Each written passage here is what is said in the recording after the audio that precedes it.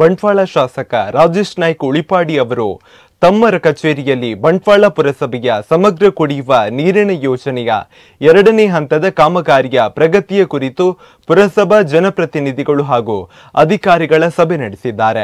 ಸಭೆಯ ಬಳಿಕ ಮಾತನಾಡಿದ ಅವರು, ಕುಡಿಯುವ ನೀರಿನ ಯೋಜನೆಯ ಕಾಮಗಾರಿಗೆ ಸಂಬಂಧಿಸಿ ಒಟ್ಟು 7 ವಲಯಗಳ ಪೈಕಿ 1ನೇ ವಲಯದ ಕಾಮಗಾರಿಯ ಪ್ರಗತಿ ಎಲ್ಲರಿಗೂ ತೃಪ್ತಿ ತಂದಿದೆ. 2ನೇ ವಲಯದ ಕಾಮಗಾರಿ ಪೂರ್ತಿಗೊಳಿಸಲು ಸಮಯಾವಕಾಶ ನೀಡಲಾಗಿದೆ.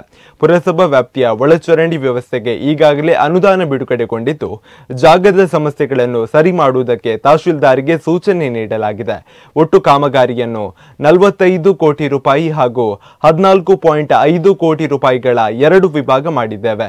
ಒಟ್ಟು 7 ವೆಟ್ಲೆಟ್ಗಳ ಪೈಕಿ 5 ವೆಟ್ ವೆಲ್ಗಳನ್ನು ಪೂರ್ತಿಗೊಳಿಸಲಾಗುತ್ತದೆ ಎಂದಿದ್ದಾರೆ. ಇನ್ನು ಈ ಸಂದರ್ಭದಲ್ಲಿ ಬಂಟ್ವಾಳ ಪುರಸಭೆಯ ಅಧ್ಯಕ್ಷ ವಾಸು ಪೂಜಾರಿ, ಸದಸ್ಯರಾದ ಗೋವಿಂದ ಪ್ರಭು, ಹರಿಪ್ರಸಾದ್ ಸೇರಿದಂತೆ ಮತ್ತಿತರರು ಉಪಸ್ಥಿತರಿದ್ದರು.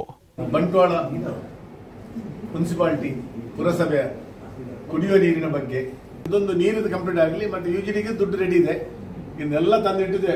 ಅದಕ್ಕೆ 60 ಕೋಟಿ ಇದಕ್ಕೆ, ಅದನ್ನು ಯುಜಿಡಿ ಕೂಡ 2 ವಿಭಾಗ ಮಾಡಿದೆ. ಅದೇ ಒಂದನ್ನ 5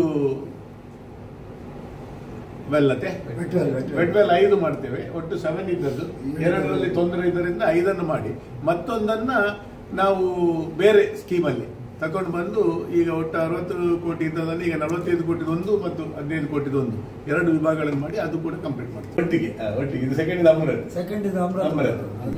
ಅದರಿಂದ ಒಟ್ಟಿಗೆ